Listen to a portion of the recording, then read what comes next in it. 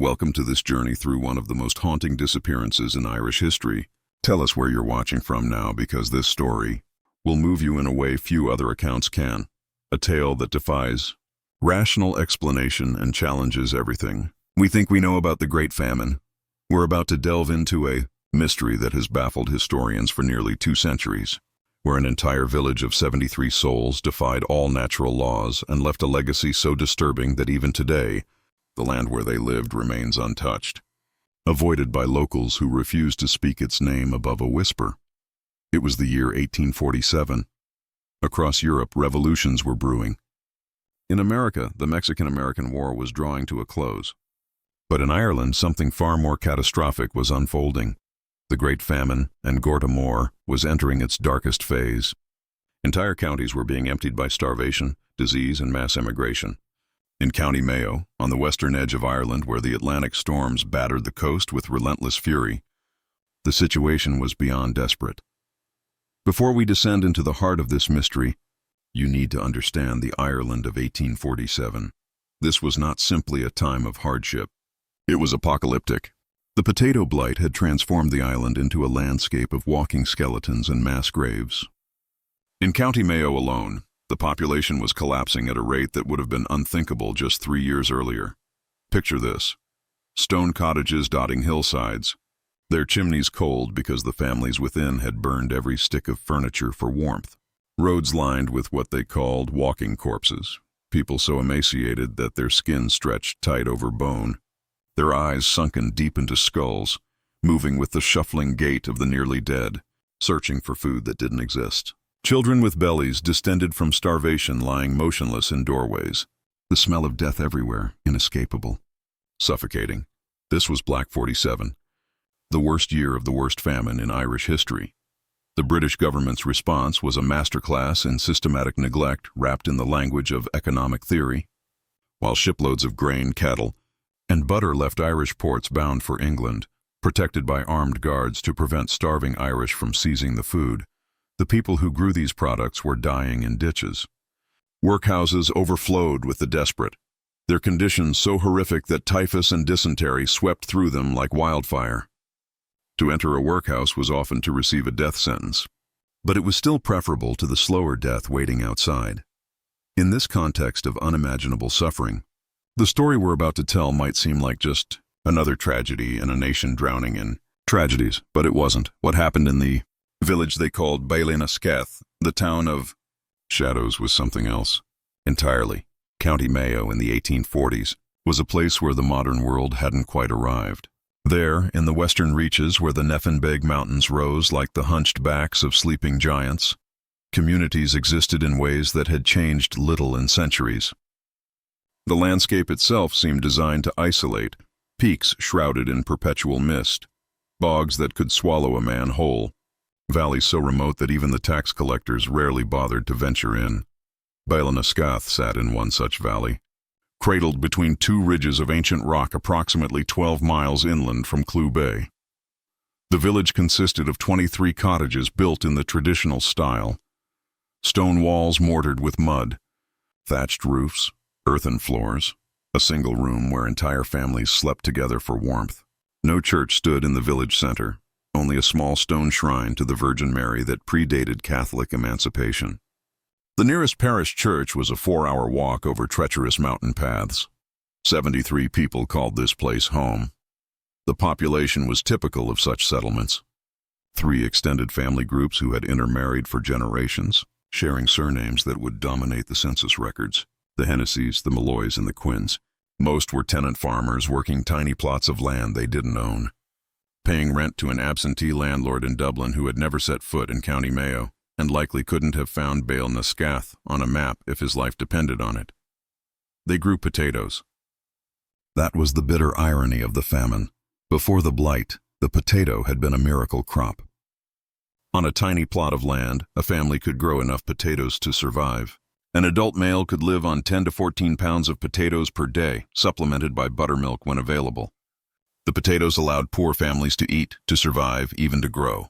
Ireland's population had exploded from 3 million to over 8 million in just a few decades. Then came Phytophthora infestans, The blight. By late summer of 1845, the first reports came in of something wrong. Healthy potato plants would wilt overnight, their leaves turning black as if burned.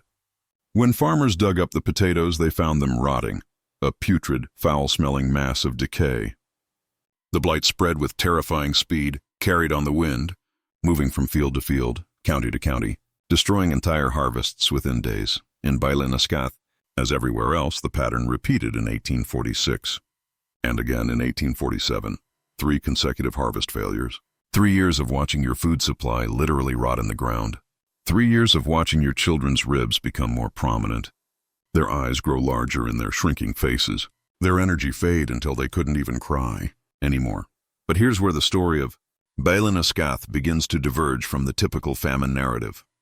According to land agent records, documents preserved in the National Library of Ireland, Balinuscath should have been abandoned by early 1847. The pattern was established. Across Mayo, villages would lose population gradually at first, then catastrophically. Some died, some left for the workhouse. Some made the desperate journey to the ports, hoping to board coffin ships to America or Canada. The cottages would stand empty, roofs gradually collapsing, stones reclaimed by the creeping vegetation. But Balinuscath didn't empty out. The village had a rent collector, a man named Thomas Brennan, who visited on the first Monday of every month. His ledgers, meticulous and detailed, tell a story that doesn't make sense. Throughout 1846 and into early 1847, Brennan's entries note the expected deterioration, partial payments, desperate promises, families too weak to answer the door. In February 1847, he recorded finding 2 dead bodies in one cottage, an elderly couple who had simply frozen to death. But then something changes in the records. March 1847. Payment received in full. Village appears in better health than surrounding areas. Unexplained. April 1847. All rents paid. Inhabitants well fed. Children playing. Must investigate this anomaly. May 1847. Cannot explain food source. Potatoes clearly present despite blight. Villagers evasive regarding supply. Will report to authorities. On June 3, 1847, Thomas Brennan made his final recorded visit to Balinuscath. His horse-drawn cart climbed the familiar mountain path, wheels struggling through mud still wet from recent rains. The mist hung low that day, witnesses would later recall, so thick you could barely see 20 feet ahead. What Brennan found should have been impossible. According to his final report, discovered decades later in a dusty archive in Dublin, the village was thriving, not surviving, thriving, in the midst of the worst famine in Irish history, while thousands were dying daily across the county. Balinuscath looked like it belonged to a different Ireland entirely. Children ran between cottages, their cheeks full, their movements energetic. Women tended gardens that somehow, inexplicably, were producing healthy potato plants, the green leaves lush and vibrant, showing no signs of blight. Men worked in fields, their frames still robust, their voices strong as they called to one another. Smoke rose from every chimney, indicating fires that required fuel the rest of the county couldn't afford. Brennan approached the village elder, Seamus Hennessy, a man in his 70s who by all rights should have been dead or near death. Instead, Hennessy stood straight-backed, his eyes clear, his handshake firm. "You've done well," Brennan said, and his own records note the suspicion in his voice. "Better than anyone else in Mayo, how?" Hennessy's response was recorded verbatim. "We found our own way through the darkness, Mr. Brennan, the old ways. The ways our ancestors knew before the priests came and made us forget." "The old ways?" Brennan pressed. "What does that mean? Where is your food coming from? Your potatoes show no blight. That's not possible." "Possible is a word for people who've forgotten what the world really is," Hennessy replied. "We remember. We've always remembered even when we pretended to forget." The conversation, by Brennan's account, grew increasingly uncomfortable. He asked to inspect the potato stores. The villagers refused. He asked about their seed source, thinking perhaps they'd obtained blight-resistant varieties. They smiled but said nothing. He asked if they were receiving aid from some unknown benefactor. The smiles faded. "You should leave before dark," Hennessy finally said. "The paths are dangerous when the mist comes down." Brennan left. But he was troubled. Deeply troubled. In his report, submitted to the authorities in Castlebar 3 days later, he wrote, "I believe the village of Balinuscath to be engaged in activities of a disturbing nature. Their health is inexplicable. Their evasiveness suggests guilt. I recommend immediate investigation by constabulary." The authorities had bigger problems. Thousands were dying. Workhouses were overflowing. Disease was rampant. One prosperous village wasn't a priority. But then came the discovery. On June 15, 1847, 2 travelers, traders moving between coastal villages, took a shortcut through the mountains. They were experienced hillmen, familiar with the terrain, but the fog disoriented them. As night fell, they found themselves lost somewhere in the ridges above Balinuscath. That's when they heard the singing, not church hymns. Not the familiar prayers in Irish or Latin, something older. Rhythmic, almost chanting, voices rising and falling in patterns that predated Christianity by thousands of years. The traders, frozen with a fear they couldn't explain, crouched behind rocks and listened. The sounds came from below, from the valley where Balinuscath sat shrouded in darkness. And mixed with the singing were other sounds, drumming, the crackling of enormous fires, and screaming, high-pitched animal screaming that ended abruptly, cut off mid-cry. The traders fled. They spent the night shivering in the open mountain, refusing to descend until daylight. When they reached the nearest town the following day, they went directly to the constabulary and told their story. The response was skepticism. Ireland in 1847 was awash with rumors and superstition. Starving people hallucinated. Desperate communities turned to folk beliefs. The constabulary had more pressing concerns than mysterious singing in the mountains. But then a second report came in. A priest, Father Michael Doyle, had been traveling his circuit of isolated communities, administering last rites to the dying. On June 20th, he attempted to reach Balinuscath, a village he hadn't visited in over a year. The mountain paths were difficult, but his calling demanded he try. As he approached the valley, his horse began to act strangely, rearing, refusing to continue, eyes rolling white with terror. Father Doyle continued on foot. According to his written testimony, preserved in diocesan archives, what he found filled him with a dread that gripped my very soul. The village appeared normal at first glance. Cottages stood intact, gardens grew, but something was profoundly wrong. The air, he wrote, had a thickness to it, a weight that pressed upon the chest and made breathing difficult. The silence was absolute. No birds sang, no insects buzzed, no dogs barked. And the smell, Father Doyle described it as sweet and corrupt simultaneously, like flowers left too long in a closed tomb. He called out. No answer. He approached the first cottage and knocked. Silence. He pushed open the door. The interior was empty, but not abandoned. Fires still burned in hearths. Food sat on tables, still warm. Personal belongings lay scattered about as if the occupants had simply vanished mid-activity. But no people. Father Doyle checked cottage after cottage. The same scene repeated. Signs of recent habitation. No inhabitants. In the village center, near the old shrine to the Virgin Mary, he found something that made him stumble backward in horror. The shrine had been defaced. The statue of Mary had been overturned, her face smashed. In its place stood a rough cairn of stones, and atop the cairn, arranged in patterns that predated Catholic Ireland, were objects Father Doyle initially couldn't identify in the fading light. When he stepped closer, he understood. Bones, human bones, arranged in specific geometric patterns. And more disturbing still, they were fresh. Flesh still clung to some. The sweet, corrupt smell was stronger here, overwhelming. Father Doyle ran. A priest who administered to dying famine victims without flinching, who had given last rites in fever wards where corpses lay stacked like cordwood, ran from Balinuscath in blind panic. He would later write, I felt the presence of something ancient and malevolent, something that should have remained buried in Ireland's pagan past. The village had made a bargain, I am certain of it, but the price they paid was their very souls. The combined reports of Brennan, the traders, and Father Doyle finally prompted action. On June 25, 1847, a constabulary unit of 8 men, led by Inspector James Hartley, departed from Castlebar with orders to investigate Balinuscath, determine the whereabouts of its inhabitants, and assess the situation. Inspector Hartley was a practical man. a Protestant from County Cork who viewed rural Irish superstition with polite contempt. His journal, discovered in 1923 and now housed in the Royal Irish Academy, provides our most detailed account of what followed. The unit reached the valley on the afternoon of June 26th.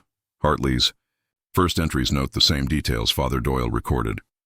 The oppressive atmosphere, the absence of animal sounds, the disturbing silence. But Hartley attributed this to natural causes, perhaps some geological emission of gas that has driven wildlife away. The village appeared deserted but intact. The constables split into pairs, methodically searching each cottage. They found exactly what Father Doyle had found, evidence of sudden abandonment, but no bodies, no signs of violence, no indication of where 73 people could have gone. In one cottage, Hartley found a diary belonging to a woman named Bridget Malloy. The entries, written in Irish, were translated later. They paint a picture of desperation turning to determination, then to something darker. January 1847. The children are starving. Patrick can barely stand. We have eaten the seed potatoes. God forgive us, but we will die without them. February 1847. Old Seamus says he remembers the ways from before. The old ways. He says the stones remember. He says the land remembers. He says we must remember too.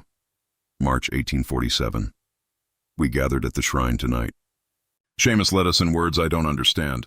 My mother would curse me for speaking them, but my mother is dead, and my children are alive. That must count for something. April 1847.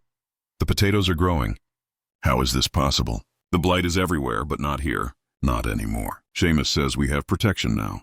He says we have made an arrangement. May 1847. The price is higher than we thought.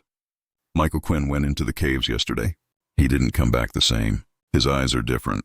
He smiles too much. Last night I heard singing from the mountain, and it wasn't our voices, not entirely. Something was singing with us. The final entry, dated June 3rd, was barely legible. The handwriting shaky. They're coming. Not to the village. To the cave. Seamus says we must all go. He says it's time to honor the arrangement. He says we've been fed for 3 months and now we must... The entry ended mid-sentence. Inspector Hartley noted the reference to caves. He questioned his men. Had anyone seen cave entrances in the valley? One constable, a local man named O'Brien, remembered hearing about caves in the northern ridge. Ancient limestone formations that the old people said were sacred. Forbidden places where the Tuatha De Danann, the mythical fairy folk of Irish legend, once dwelled. At first light on June 27th, the constables began searching the northern ridge. It took 3 hours to find the entrance, concealed behind dense vegetation and fallen rocks. The opening was narrow, barely wide enough for a man to squeeze through sideways. Inspector Hartley ordered torches lit and led 4 men inside, leaving 3 to guard the entrance. Hartley's description of the cave system is clinical at first. Limestone formations, underground streams, passages leading deeper into the mountain. But as they descended, the entries in his journal begin to change.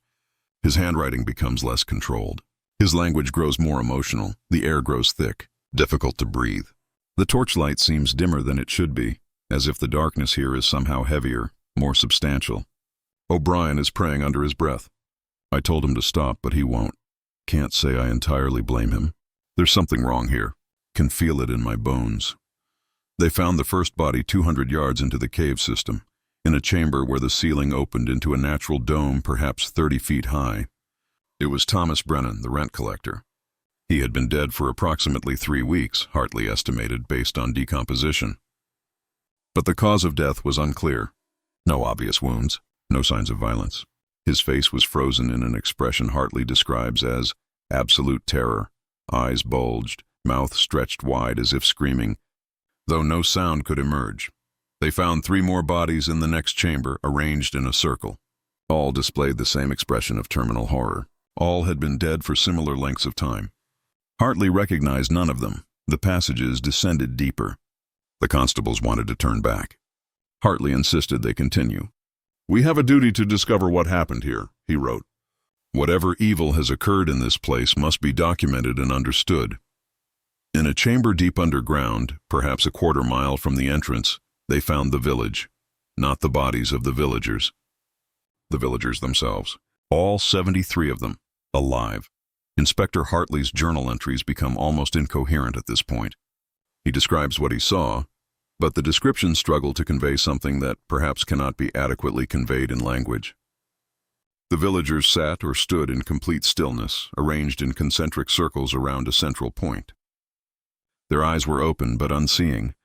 Their mouths moved silently, as if speaking words in unison, though no sound emerged.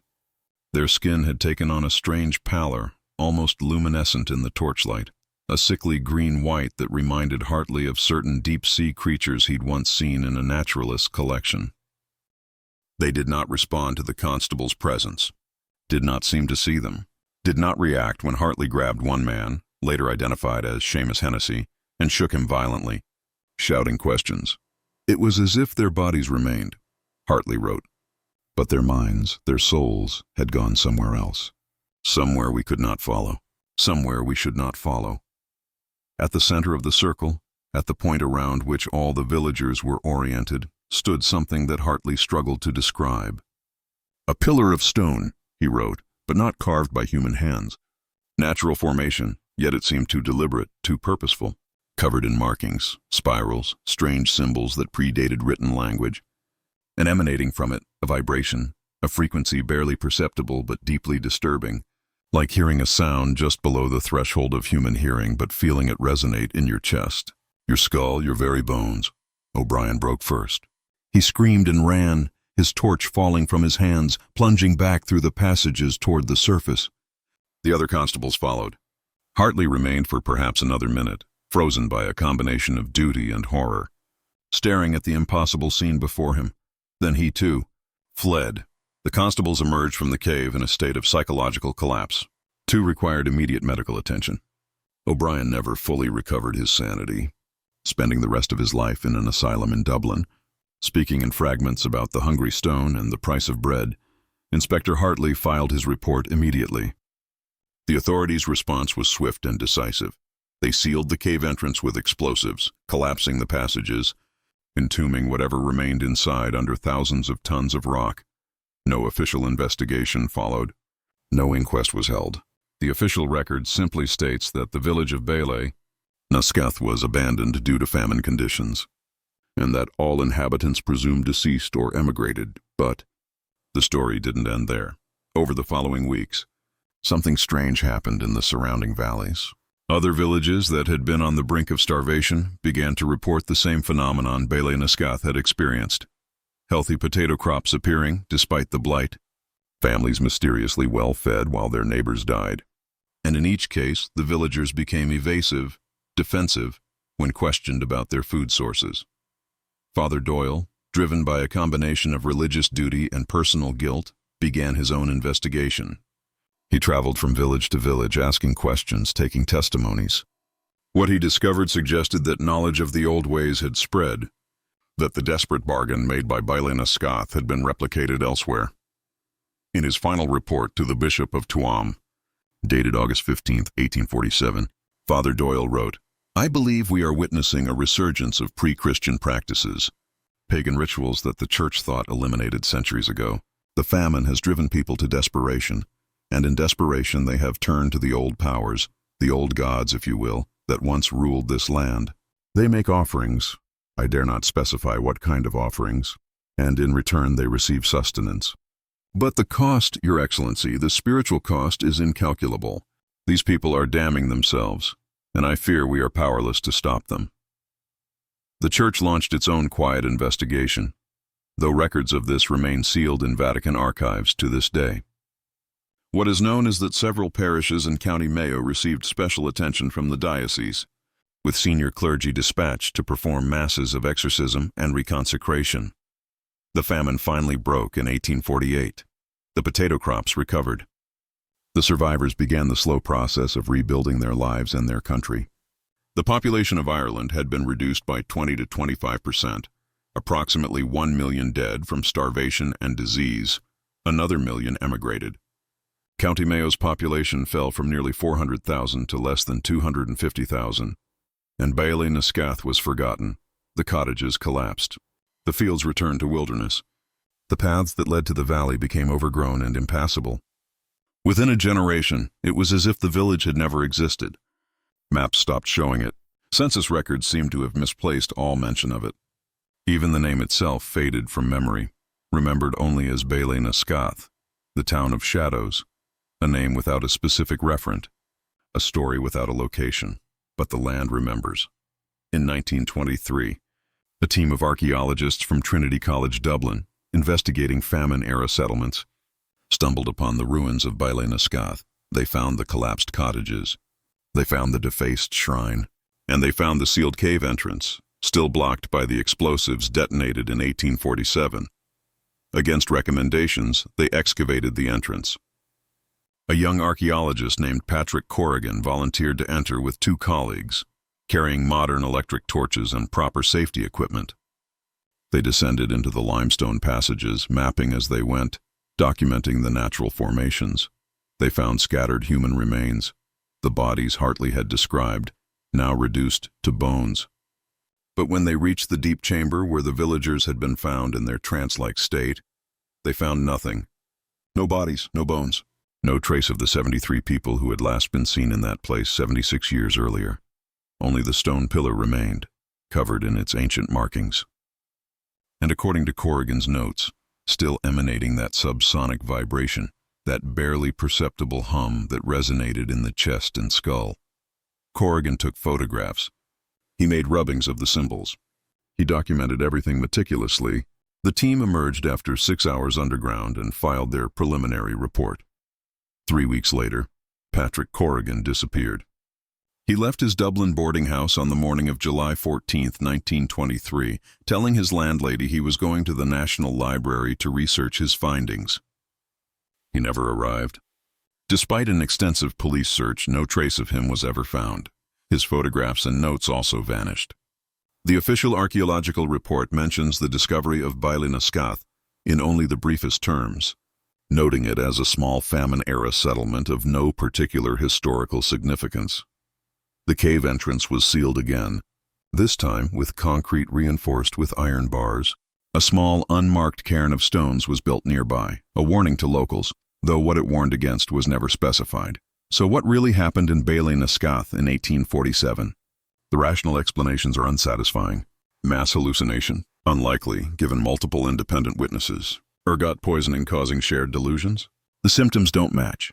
Some unknown geological phenomenon creating psychological effects? Possible, but it doesn't explain the mysteriously healthy crops or the sudden disappearance of 73 people.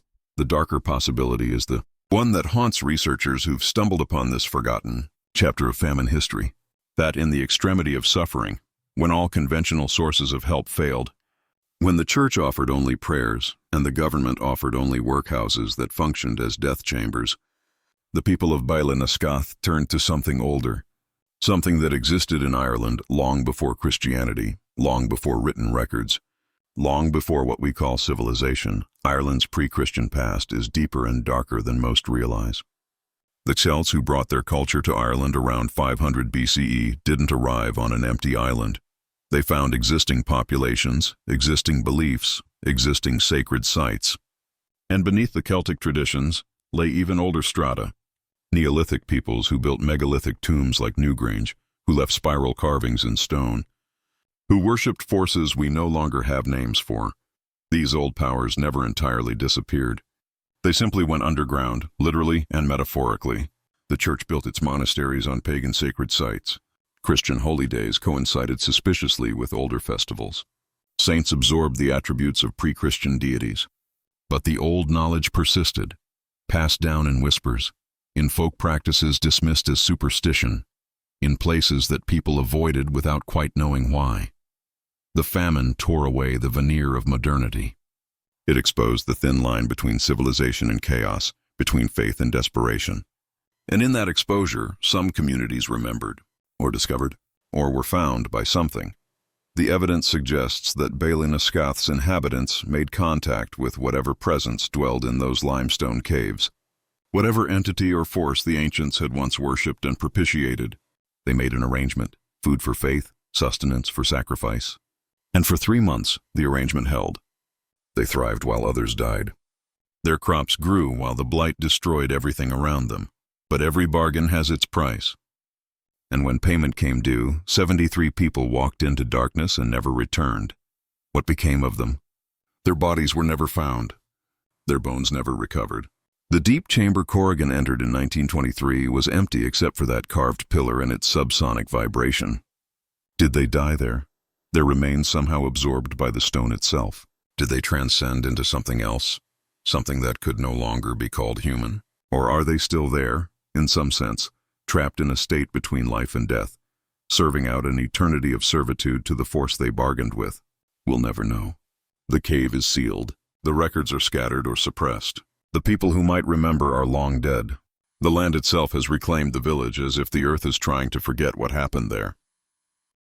But some knowledge refuses to die. In 2003, a folklorist named Dr. Siobhan Murphy was conducting research on famine-era oral traditions in County Mayo. She interviewed elderly residents in villages near where Balinuscath once stood. Many were reluctant to speak. Some became agitated when she mentioned the town of shadows. But one woman, aged 94, the last speaker of a particular Irish dialect, finally told her story. Her great-grandmother, she said, had been from a village that made a bad choice. During the famine, they had survived when others didn't, but the survival came at a cost.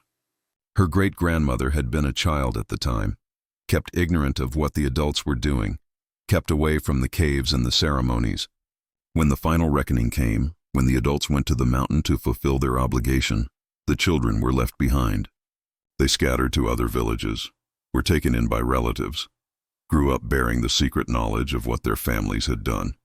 She told me, the old woman said, that the hungry stone is still there, still waiting, still calling to those desperate enough to listen. And during times of hardship, when people are suffering, they can hear it, a vibration in the earth, a whisper in the wind, promising food, promising survival, promising anything, if only they'll come and make the arrangement.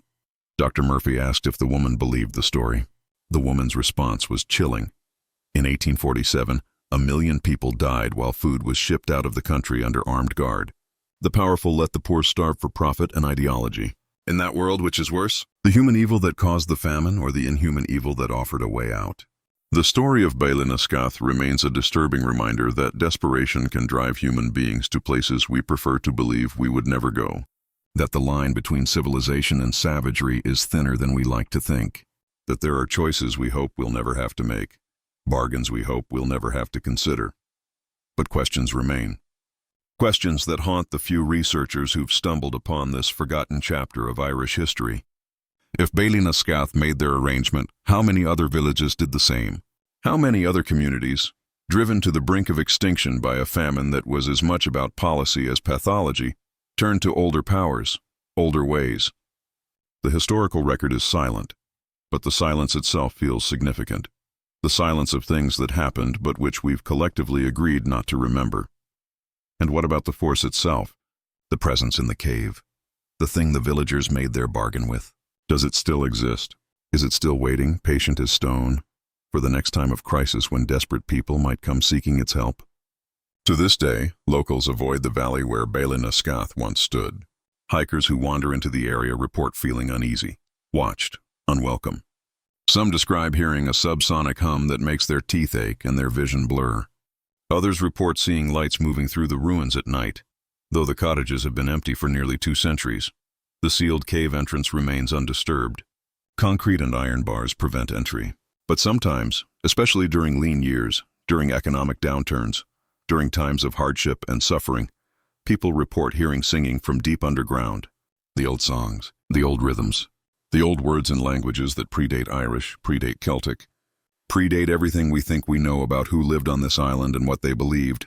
And on silent nights, when the mist descends thick in the mountains of County Mayo, when the wind carries sounds that don't quite match any animal or bird you can name, people still report seeing figures walking toward the northern ridge, walking with purpose, walking as if called, walking toward something that's been waiting a very, very long time. The Great Famine killed 1 million people and drove another 1 million into exile. It destroyed Ireland's population, its culture, its language, its soul. The scars it left are still visible today in demographic patterns, in emigration rates, in the collective trauma that passes from generation to generation. But perhaps the deepest scar, The one we don't talk about is the knowledge of what some people were driven to do in order to survive. The choices they made, the bargains they struck, the prices they paid. Balinuscath, the town of shadows, got its name for a reason. Shadows cast by events so dark that even now, nearly 180 years later, we can barely stand to look at them directly. We prefer to forget, to dismiss, to rationalize away, to file under folklore and legend and superstition. But the land remembers. Stone remembers. And deep in the mountains of County Mayo, something waits in the darkness, patient and hungry, for the next time human desperation becomes so acute that people are willing to make arrangements that should never be made. There's a phrase in Irish, and Teocris more, the Great Hunger. It refers specifically to the famine of 1845-1852, but it carries deeper connotations. A hunger that goes beyond the physical. A hunger that consumes not just the body but the spirit. A hunger that, once awakened, never truly sleeps. The official history of the Great Famine is a history of policy failures, of ideology, trumping compassion, of a colonial power, viewing mass death with bureaucratic indifference. But beneath that history runs another current, darker, more primal, more disturbing. The history of what happens when human civilization fails so completely that people look elsewhere for salvation. Every culture has its stories of desperate bargains. Faust making his pact with Mephistopheles. Ancient civilizations offering sacrifices to ensure harvests. Communities throughout history turning to the forbidden when the acceptable options run out. We tell these stories as cautionary tales, as metaphors, as entertainment. But what if some of them aren't metaphors at all? Consider the timeline. The people of Baile, Scáth, were starving in January 1847. By March, according to rent collector Brennan's records, they were thriving. 3 months of relative prosperity. Then in June, they vanished into the caves. 73 people, found in a trance-like state by Inspector Hartley's constables, arranged in concentric circles around an ancient stone pillar. 3 months of food. 73 lives in payment. The mathematics of it is coldly transactional. But mathematics alone can't capture what really happened there. Can't explain the terror frozen on Thomas Brennan's dead face. Can't explain why every person who entered those caves afterward, from the constables in 1847 to the archaeologists in 1923, emerged changed. Traumatized, convinced they'd encountered something that shouldn't exist. Dr. Eamon Connolly, a historian at University College Cork who attempted to research Balinuscath in the 1970s, wrote in his unpublished notes, "The hardest part of investigating this case isn't the lack of evidence, it's the active resistance you encounter. Archives that should contain relevant documents have pages torn out, church records show obvious gaps, census data has been altered or is simply missing. It's as if there's been a sustained effort across generations to erase not just the village, but the very memory of what occurred there. And I've come to believe this erasure isn't conspiracy, it's collective trauma. Some things are too terrible to remember, so we choose as a society to forget." Connolly abandoned his research 6 months into the project. When asked why, he would only say, "Some doors once opened can't be closed again, and some rooms are better left unexamined." But here's what troubles me most about the story of Balinuscath. It's not the horror of what happened, though that is considerable. It's not the mystery of where the villagers went or what became of them, though that haunts the imagination. It's the question that sits beneath all of this, the question we don't want to ask but can't entirely avoid. Were they wrong to do it? Picture yourself there. The year is 1847. You're watching your children starve. Your wife is dying of dysentery. Your elderly parents are already dead, buried in a mass grave with dozens of others. The British government is shipping food out of the country under armed guard while you're eating grass and tree bark. The church offers prayers but no bread. The workhouse offers disease and death. Emigration requires money you don't have. And then someone, old Seamus Hennessy perhaps, tells you there's another way. The old way. The way your ancestors knew before Christianity came to Ireland. He tells you about the caves, about the power that dwells there, about the arrangement that can be made. He tells you it will cost something, but your children will eat. They'll survive. You'll survive. What do you do? The comfortable answer, the civilized answer, is that you refuse. You maintain your moral principles. You die with dignity rather than compromise your soul. But that's easy to say from a position of comfort, of full stomach, of safety. Would you really watch your children die rather than consider the unthinkable? The people of Balinuscath, made their choice. History has judged them for it. Or rather, history has chosen to forget them entirely, which might be the harshest judgment of all. But I wonder if their story persists, whispered in fragments, precisely because it forces us to confront something we'd rather avoid, the knowledge that desperation can make monsters of anyone.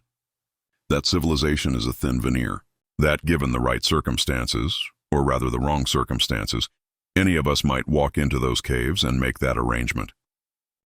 There's a final piece to this story.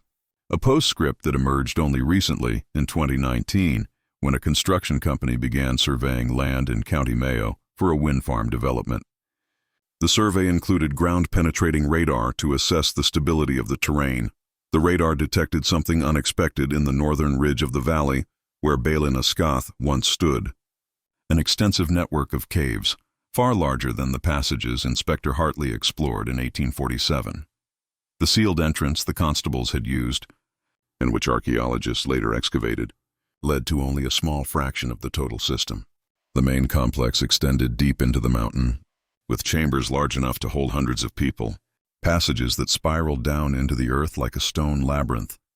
And in one of the deepest chambers, approximately 400 feet below the surface, the radar detected what the survey team described as geometric anomalies consistent with organized structures or formations. The development company, intrigued by the potential archaeological significance, applied for permission to excavate. The application was denied by the Irish government without explanation. When the company appealed, the appeal was denied. When they sought clarification, they received a terse response from the Department of Culture, Heritage, and the Gaeltacht. The site is of sensitive historical nature and will remain undisturbed. No further inquiries will be entertained. A journalist from the Irish Times attempted to investigate, filing Freedom of Information requests. Most were denied. The few documents released were so heavily redacted as to be meaningless.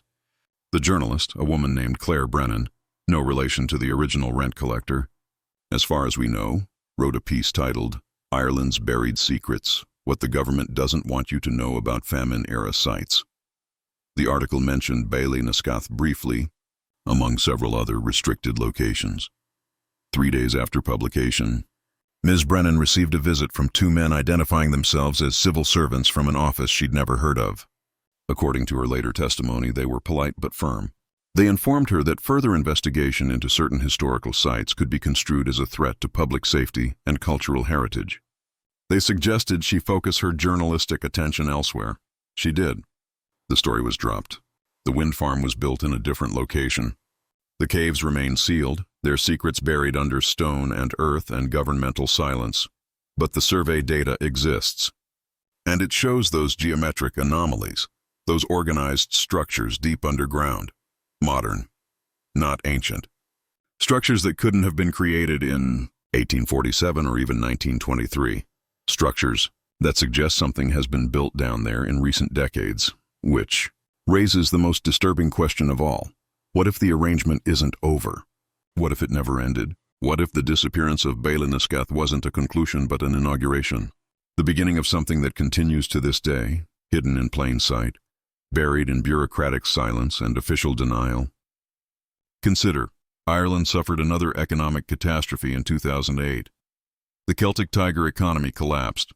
Unemployment soared. Families lost homes. Young people emigrated by the hundreds of thousands. It wasn't a famine, but it was a trauma, a collective crisis that echoed older catastrophes. And during those lean years, between 2008 and 2013, there were reports, strange reports from rural areas, villages that seemed to weather the recession unusually well, communities where unemployment rates didn't match national patterns, places where people were evasive when asked how they were managing. Most of these reports are anecdotal, difficult to verify. But there's a pattern, and the pattern suggests that knowledge of the old ways didn't die with Balinuscath. That in times of crisis, that knowledge resurfaces. That the hungry stone is still calling, still offering its bargain to those desperate enough to listen. So here we stand, nearly 180 years after the vanishing of Balinuscath, looking back at a mystery that refuses to be solved. A story that refuses to be forgotten despite every effort to erase it. What really happened in County Mayo in 1847? Did 73 people make a bargain with some pre-Christian entity dwelling in limestone caves? Did they sacrifice themselves to feed their families, paying with their souls for 3 months of bread? Or is this simply a famine-era legend, a story told to make sense of suffering so profound that rational explanation fails? The evidence is fragmentary but consistent. Multiple witnesses, a rent collector, 2 traders, a priest, a constabulary unit, archaeologists, all reported the same core details. An impossibly prosperous village during the worst year of the famine, mysterious rituals involving ancient sites, a cave system with disturbing properties, and 73 people who vanished without trace. The official response is even more telling. Systematic suppression of information, sealed cave systems, denied freedom of information requests, governmental silence that spans nearly 2 centuries. You don't maintain that level of secrecy around a simple famine tragedy. You maintain it around something that still poses a threat, something that still exists. Perhaps the truth is this. The Great Famine opened a door that some people walked through. They found something on the other side, something old, something patient, something hungry in ways that go beyond physical starvation. An entity or force that predates human civilization, that exists in the deep places of the earth, that offers survival in exchange for service, sustenance in exchange for souls. And perhaps that door never fully closed. Perhaps it remains open, just a crack, waiting for the next crisis, the next catastrophe, the next time when human systems fail so completely that desperate people start remembering the old stories, start wondering if there might be another way, start walking toward the mountains where something ancient waits in the darkness. The people of Balinuscath made their choice. History has erased them for it. But the choice itself, the terrible, impossible choice between death and damnation, that hasn't been erased, it echoes through time. It waits in the back of every human mind during moments of true desperation. What would you do when your civilization fails you, when your gods offer only platitudes, when your government watches you starve, when your children are dying and all conventional options have been exhausted? What would you do? The comfortable answer is that you'd maintain your integrity, die with dignity, refuse to compromise your soul. But the people of Balinuscath thought they had integrity too, before the hunger came, before their children's ribs started showing through their skin, before they buried their parents in unmarked graves, before they learned what real desperation feels like. They walked into those caves. They made their arrangement. They fed their families for 3 months. Then they paid the price.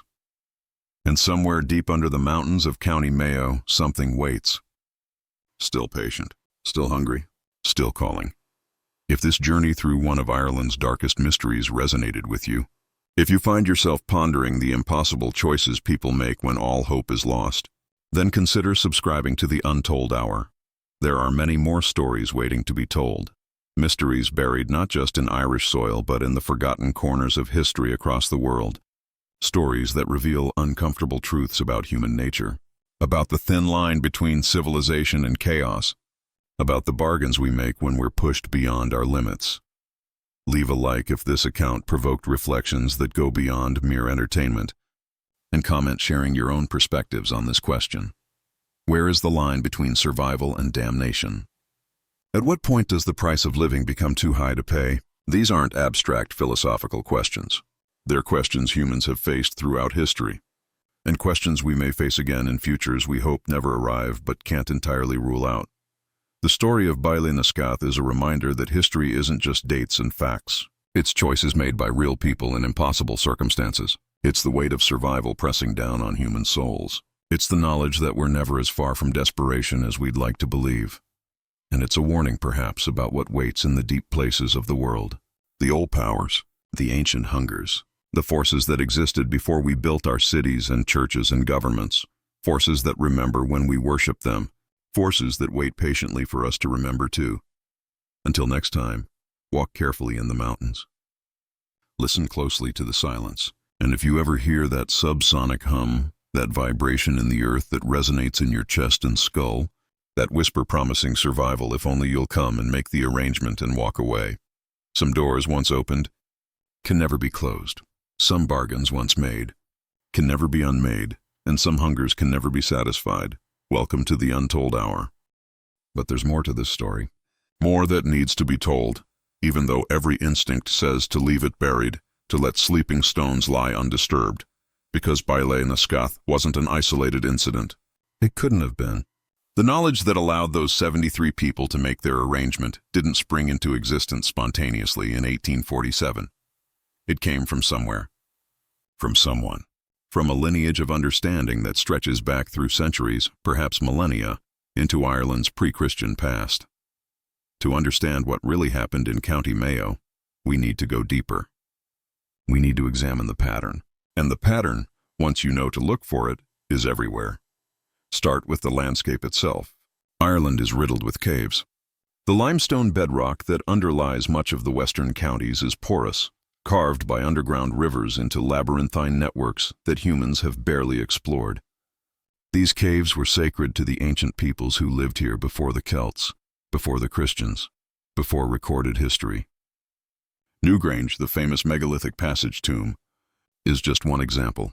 A structure built 5,000 years ago, older than the pyramids, aligned with perfect precision to capture the winter solstice sun. But Newgrange is above ground, visible, studied. The caves are different. The caves go down. In Irish mythology, caves were portals to the other world, Tír na nÓg, the land of eternal youth, where the Tuatha De Danann retreated when humans came to dominate the surface. But mythology is often history wearing a mask. What if the Tuatha De Danann weren't gods or fairies, but an older people? A people who went underground when new populations arrived, who learned to survive in the darkness, who became something other than human in the process. Or what if they were never human at all? Dr. Margaret O'Sullivan, an archaeologist specializing in Ireland's Neolithic period, spent 40 years studying cave systems across the western counties. Before her death in 1998, she compiled a database of sites that shared certain characteristics. Spiral carvings similar to those at Newgrange, evidence of deliberate human activity in the deepest chambers, and most disturbing, acoustic properties that shouldn't exist naturally. "These caves sing," she wrote in her final unpublished manuscript. Or rather, they amplify certain frequencies while dampening others. The effect is to create subsonic vibrations that affect human brain function. Modern studies show that infrasound, sound below 20 Hz, can induce feelings of unease, fear, even hallucinations. But it can also induce trance states, suggestibility, altered consciousness. Our Neolithic ancestors understood this. They didn't just find these caves. They modified them, carved them, tuned them like musical instruments. For what purpose? I can only speculate. But every culture in human history has used altered states of consciousness for spiritual purposes. What if the caves were temples? Or more accurately, what if they were communication devices? Ways of making contact with something. Dr. O'Sullivan never published this manuscript. Her colleagues dismissed it as the ravings of a mind deteriorating with age. But after her death, her research materials were acquired by Trinity College Dublin. They remain in the archives, accessible to researchers with the proper clearance. Very few have that clearance. I managed to gain access in 2018, claiming to be researching Neolithic settlement patterns. What I found in Dr. O'Sullivan's files changed everything I thought I understood about Irish history. Dr. O'Sullivan had created a map of Ireland showing cave systems with the acoustic properties she'd identified. The concentration was highest in the western counties: Mayo, Galway, Clare, Kerry, counties that suffered most during the famine. Counties where the most people died, but she'd layered other data onto this map. Historical data, census records, church registries, reports of missing persons, and a pattern emerged. A pattern that made my blood run cold as I sat in that Trinity College archive room, surrounded by the accumulated research of a woman who'd devoted her life to understanding something the rest of us preferred to ignore. During every major crisis in Irish history, the famine of 1740-41, the Great Famine of 1845-52, the War of Independence, the Civil War, the economic collapses of the 1950s and 1980s, there were disappearances. Not random disappearances, clusters of disappearances, concentrated around these specific cave systems. Small groups of people vanishing without trace from communities near the acoustic caves. Sometimes 5 or 6 people, sometimes dozens. Once, during the 1740 famine, an entire parish of 200 souls simply vanished from a valley in Kerry, leaving behind their homes, their possessions, their livestock. The official explanations varied: emigration, plague, mass death with bodies lost to exposure or animals. victims of violence during times of conflict. But the pattern was too consistent, the locations too specific, and in many cases, just like Baile and Scáth, the communities had shown signs of impossible prosperity immediately before the disappearances. Thriving crops during blight years, well-fed families during famines, villages untouched by diseases ravaging their neighbors. Dr. O'Sullivan had interviewed elderly people across the western counties in the 1970s and 80s, collecting oral histories, folk tales, whispered stories that families didn't like to share with outsiders. The accounts varied in detail but shared common elements. The caves that sang, the old arrangements, the price that had to be paid. One account, from a 91-year-old woman in County Clare, described her grandmother's village during the 1880s, decades after the famine had ended. The village had been struggling, fishing yields down, crops poor, young people leaving for America. Then the old ways were remembered. "My grandmother was just a girl," the woman told Dr. O'Sullivan. But she remembered the adults going to the singing cave. She remembered the drums and the chanting. She remembered them coming back with food, fish, potatoes, things that shouldn't have been available. And she remembered when they didn't come back at all. 7 adults went into that cave one night and never emerged.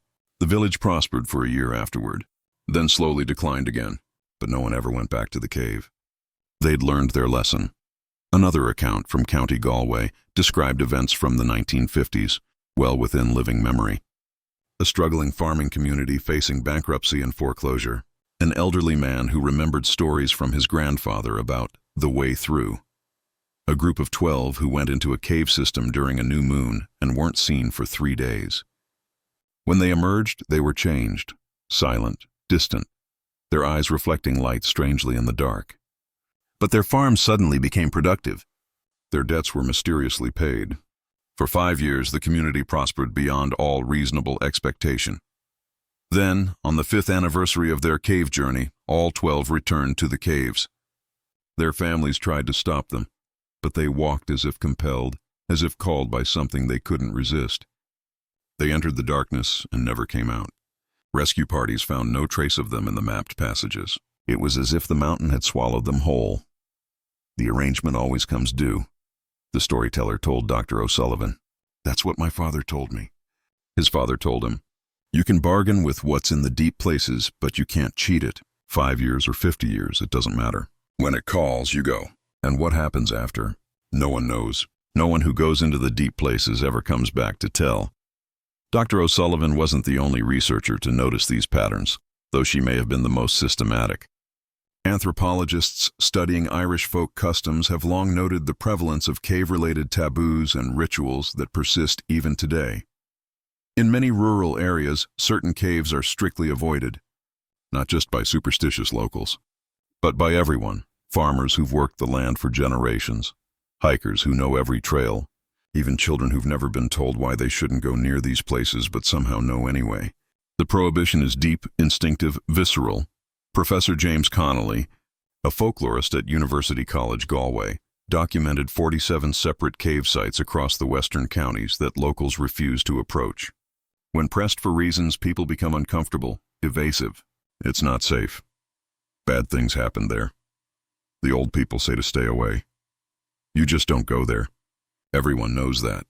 But Connolly found that if you gain their trust, if you spend enough time in these communities, if you're patient and respectful, sometimes the real stories emerge. Stories about ancestors who went into the caves and came back wrong. Stories about sounds heard from underground, not the natural sounds of water or wind, but organized sounds, rhythmic sounds, musical sounds. And underneath it all, that subsonic vibration, that hum that you feel in your bones. Before you hear it with your ears, one farmer in County Mayo, not far from where Balinuscath once stood, told Connolly about an experience from his youth in the 1960s. He'd been herding sheep near one of the prohibited caves when a lamb wandered too close to the entrance. He went after it, just a few yards into the darkness, calling for the animal. And then he heard it, the hum, starting so low he thought he was imagining it, then building, until his teeth ached and his vision blurred and he felt an overwhelming compulsion to go deeper, to descend into the mountain, to find the source of that sound. I ran, he told Connolly. Ran like the devil himself was after me. Left the lamb. Never went back for it. And you know what? 3 days later, that lamb turned up with the flock, healthy and fat, like it had been well fed. But its eyes were wrong, reflected light like a cat's eyes, like no sheep's eyes should.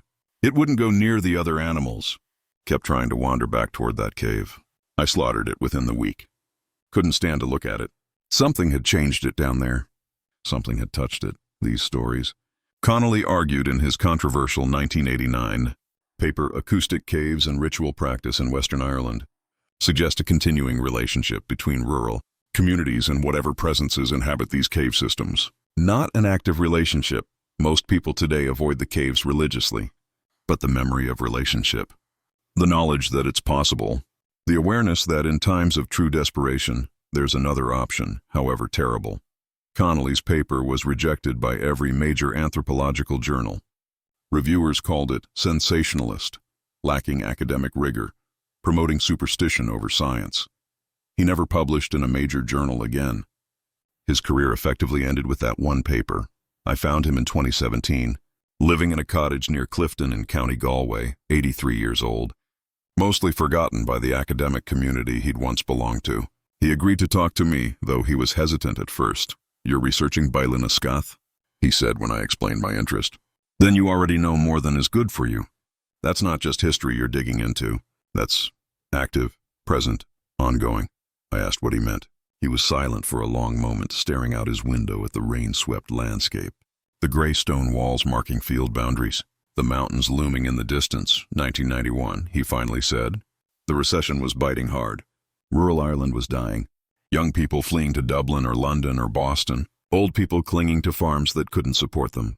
I was still teaching then, still considered respectable enough that people would talk to me. And I started hearing stories, whispers, about certain communities that were weathering the recession better than they should. Villages where the young people weren't leaving. Farms that were somehow profitable when everyone else was going under. He turned to look at me, his eyes sharp despite his age. I investigated, carefully, quietly, and I found the pattern repeating. Communities near the singing caves, prosperity that didn't make economic sense, and people, usually the elderly, the ones who remembered the old stories, making trips to the mountains. Coming back changed, coming back with that look in their eyes, that reflection of light that shouldn't be there. "What did you do?" I asked. "Nothing," he said. "What could I do? Report it to authorities who wouldn't believe me? Publish research that would destroy what remained of my reputation? Try to warn people who already knew what they were doing? They made their choices. They paid their prices. Who am I to judge desperate people for choosing survival?" He stood, walked to a bookshelf, and pulled out a worn notebook. "But I kept records," he said, handing it to me. "Dates, locations, names when I could get them. Not for publication, just so someone would know. So the pattern would be documented. So if it keeps happening, and it will keep happening, as long as there's suffering and desperation, maybe someday someone will understand what's really going on. The acoustic properties of these caves, the subsonic vibrations, the peculiar resonance patterns, might have a natural explanation. Limestone formations, underground water flow, wind channeling through specific passage configurations. Geologists have documented similar phenomena in cave systems around the world. The famous Helm wind in Cumbria, England, produces infrasound. Certain French caves have been shown to generate frequencies that affect human perception. But Dr. Elizabeth Chen, a geophysicist from MIT who studied Irish cave systems in 2005, found something that natural processes couldn't explain. Using sensitive equipment, she mapped the acoustic signatures of 12 caves across the western counties, including 3 of the singing caves identified in Dr. O'Sullivan's research. The natural caves showed exactly what you'd expect. Random acoustic patterns, frequencies determined by cave geometry and environmental conditions, variations based on weather and water flow. The singing caves were different, dramatically different. The frequency patterns are too regular, Dr. Chen wrote in her research notes, almost mathematical in their precision. And they're not static, they shift in response to something. I set up monitoring equipment for 3 months, recording constantly. The patterns change on lunar cycles, which makes no sense for a geological phenomenon. They intensify during certain times of year. Samhain, Imbolc, Beltane, Lughnasadh, the old Celtic festivals. Again, no geological explanation for that correlation. More disturbing, Dr. Chen's equipment detected what she called response patterns. When she or her research team were near the cave entrances, the frequencies would change, subtle shifts that seemed almost reactive, as if whatever was generating these sounds was aware of their presence and responding to it. On our final day of field work, she wrote, we descended into the deepest chamber of the cave system near Loft Mask. The subsonic hum was intense, 20 hertz, right at the threshold of human hearing, loud enough to cause physical discomfort. But then it dropped lower. Hertz, 10 hertz, 7 hertz. At that frequency, our entire team experienced identical symptoms: profound anxiety, visual disturbances, feeling of a presence watching us. We also all reported hearing voices? Not exactly voices. More like the suggestion of voices, speaking in a language none of us recognized, but all of us somehow partially understood. The words seemed to form directly in our minds rather than entering through our ears. Dr. Chen's team evacuated the cave immediately. She submitted her preliminary findings to her department at MIT, along with a recommendation that the cave systems be studied by an interdisciplinary team, including not just geophysicists but also neurologists, psychologists, and, though she was hesitant to suggest it, perhaps specialists in what she carefully termed non-standard phenomena. MIT declined to fund further research. Dr. Chen's project was quietly terminated. When she pressed for explanations, she was told that the university had received concerns from relevant Irish authorities about the research and had decided not to proceed. Her raw data was confiscated for security reasons. She was strongly encouraged to move on to other projects. Dr. Chen left MIT 6 months later. She now works in private industry, doing seismic surveys for oil companies. She refused to speak with me about her Irish research, but she did send a brief email. Some things are better left unmeasured. Some places are better left unexamined. I learned that lesson. I hope you learn it before you go too far. But I had already gone too far. The pattern was too clear, too consistent across centuries of Irish history. The caves, the bargains, the disappearances, the prosperity followed by terrible prices paid. This wasn't folklore or superstition. This was documented, repeated, ongoing. Something existed in those deep places. Something old. Something patient. Something that understood human desperation and knew how to exploit it. And it was still there. Still waiting. Still calling. The most recent documented case I could find occurred in 2015. Not in Ireland, but involving Irish people. A connection to the old country that couldn't be severed even by an ocean, and generations of emigration. In the Appalachian Mountains of West Virginia, a small community of Irish-American families had settled in the 1850s. Famine refugees who'd crossed the Atlantic and then kept moving, looking for land that reminded them of home. They found it in a remote valley surrounded by mountains riddled with limestone caves. They called their settlement New Meath. For 165 years, New Meath existed in relative obscurity. A tight-knit community, intermarried, insular, maintaining traditions, and even some Irish language that the outside world had forgotten. By 2015, it was dying. Young people had left for cities. The population had dwindled to about 40 people, mostly elderly. The coal mines that had sustained the area for decades were closed. The region was economically devastated, suffering from the opioid crisis, from unemployment, from the slow death of rural America. In March 2015, a journalist named Sarah Mitchell was doing a piece on dying Appalachian communities. She visited New Meath and was struck by something odd. Despite the obvious poverty, houses in disrepair, old vehicles, minimal infrastructure, the people seemed healthy, well-fed, not the desperate, drug-addicted population she'd encountered in other struggling communities. She asked about their food sources. Evasive answers. She asked about income. No clear responses. She commented on their health. Uncomfortable silence, but one elderly woman, perhaps senile, perhaps simply past caring, told her a story about how the settlement had nearly failed in the 1890s during a depression that crushed the local economy, about how the oldest families had remembered stories from Ireland, about other ways to survive, about arrangements that could be made, about caves in the mountains that sang like the caves back home.